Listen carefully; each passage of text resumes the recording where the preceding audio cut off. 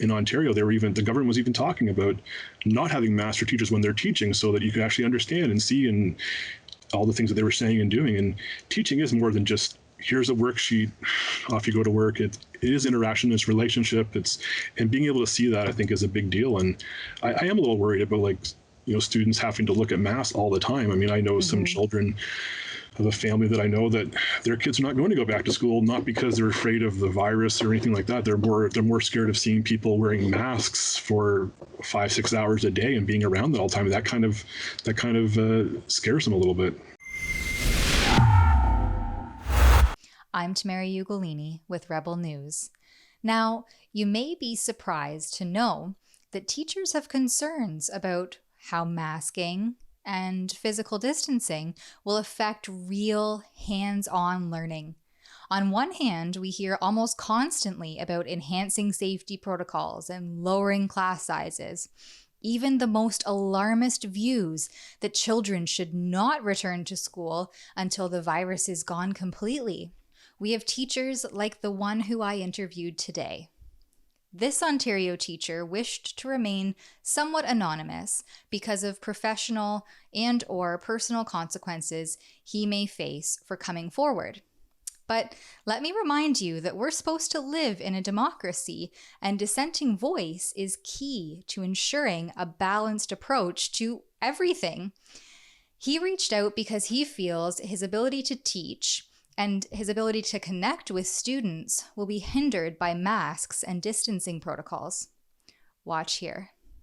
All right, thanks so much for joining me here today in this virtual world.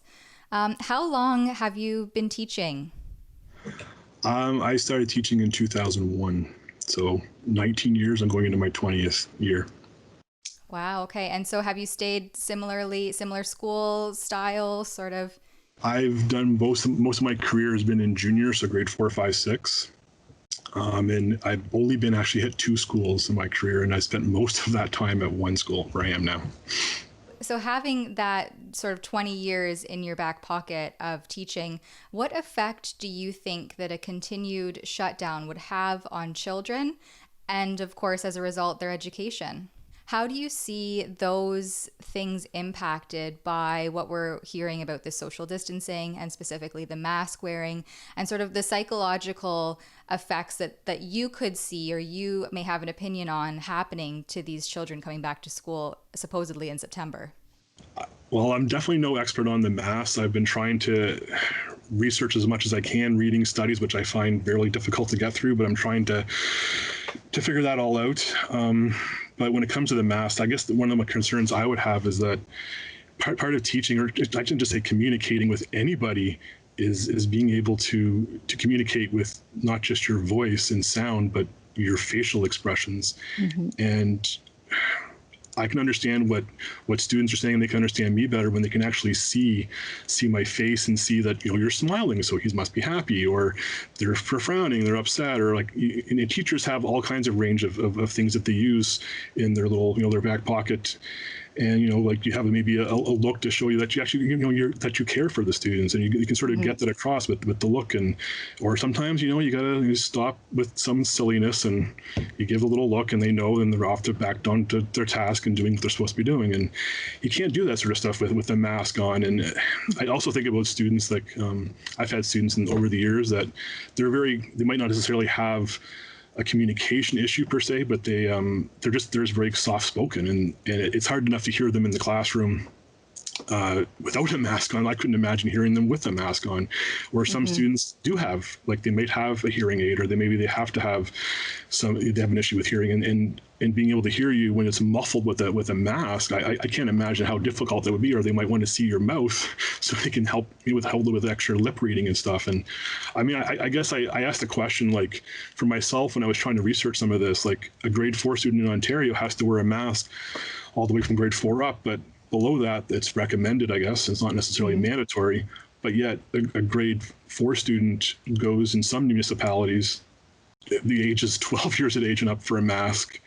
And but they have to wear a mask, but they go to the store, they don't. Or a grade 3 student who doesn't have to wear a mask at school, they go to a municipality that has it's 2 years of age and up, and a mask. To me, that doesn't make a lot of sense. Like, I don't understand the science behind that, I guess.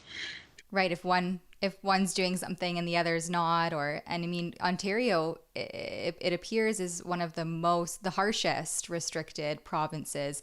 And so they're just across the board, and even within Ontario itself, doesn't seem to be a lot of cohesion in these policies.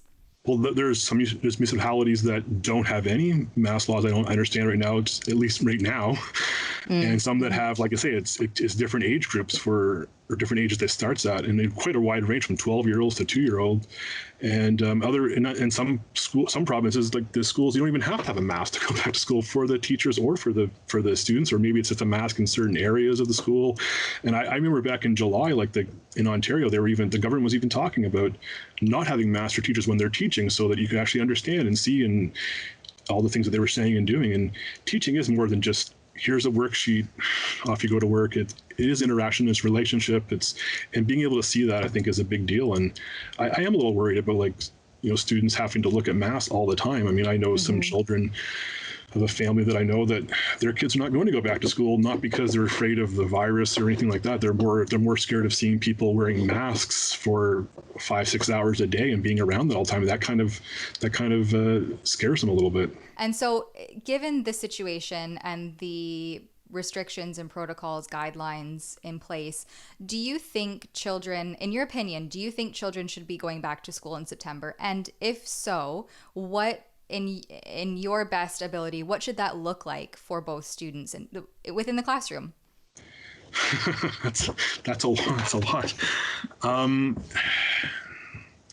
It's not my place to certainly say what a parent wants to send a kid or don't want to send a kid. That's their choice. And I've had students who've had who were recovering from cancer or other things that they would be immune deficient, I guess, and they would. I understand that. Like, I get that, but personally, like, I think they should be going back to school. And I mean, you look at the Sick Kids report that was put out, that I don't think the Ontario government didn't really follow completely, maybe, or look into every aspect of it. And even down there, they talked about kids not wearing masks for all kinds of different reasons. That's right. And so I think it'll be fine. You wash your hands, they have extra cleaning, have the desks apart, I guess. There's only so much room in the classrooms. I think it'd be fine to certainly have the kids go back. I wouldn't have an issue. I mean, on a personal note, like, I understand a parent's aversion to sending their kids and being worried about that. Because my son passed away a number of years ago, and I understand what it's like to lose a child, and it was my only child. So, and for whatever reason, we're not going to have any more children. And so I understand that, and I would not wish that on anyone. But if I had a child to send, I wouldn't hesitate to send them. And I know I've seen doctors on news programs saying the same thing, that they would send their kids to school. And I think it even surprised some of the newscasters that were asking them that question, that they would send their kids to school. And I just saw recently, I think it was the Alberta chief medical officer said that she would send her children to school, but also understood that if parents didn't want to send their kids to school, that's their choice. And I think that there's a lot of things in your life, it's your choice, and if you don't want to do it, that's it's your choice, it's your option. And there's a lot of kids that are not going back to school and they have the online classes, but I think that they should be able to go back to school if they want to, and I think they can be safe there. What's the consensus with some of your colleagues and other teachers within sort of your circle, or that you know and speak to? I don't want to speak for all of them, but I know teachers at other schools as well, and plus my colleagues. They want to get back to the classroom. They want to do their job. They don't want to be at home. I mean, there's teachers that for all different reasons that need to be at home, maybe for different medical things. But all the teachers I know, they want to be in the classroom and doing their job.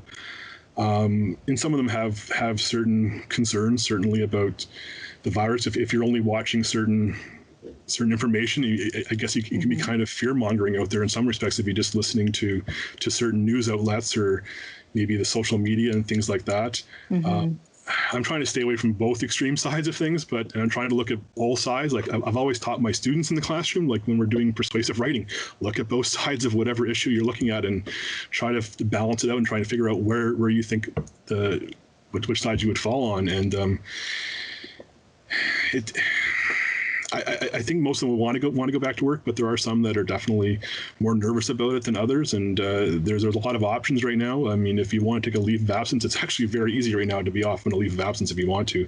There's really you have to do now. And some teachers have chosen to stay home, and they're going to be doing the online classes, and that's their choice. But I want to get back to the classroom myself, and I think most of the people I work with and know they want to get back to the classroom and be with their students and try to do the best they can with the situation that we're in and catch up, right? And catch up for certain. Like it's yeah, like I couldn't imagine locking down again because they're already kind of behind on some things for at least a few months there at school, and I couldn't imagine trying to catch up and trying to implement a whole new math curriculum too at the same time, and trying to figure out where the deficiencies are, because even that is they've changed some of the things like about what is being taught in certain grades. So it's going to be kind of just trying to figure out what their kids are missing and what they have to get caught up on too with that as well.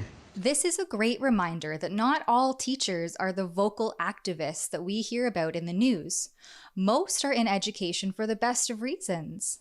They just want to teach and, of course, instill the love of learning in generations to come.